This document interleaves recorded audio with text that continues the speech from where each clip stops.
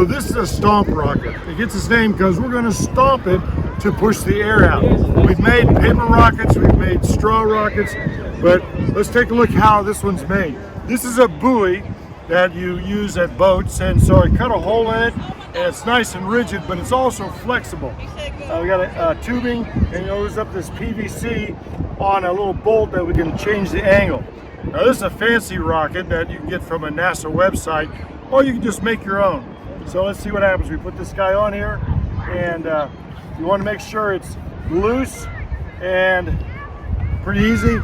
Make sure no one's downrange, and give it one good stomp, and it should go a distance. Let's find out. Here we go. 3, 2, 1. Stomp rocket. All right, good job. Ready? Get behind here. You want to get it like this? Ready? 3, 2, 1. Wow, that was a good one. You get it.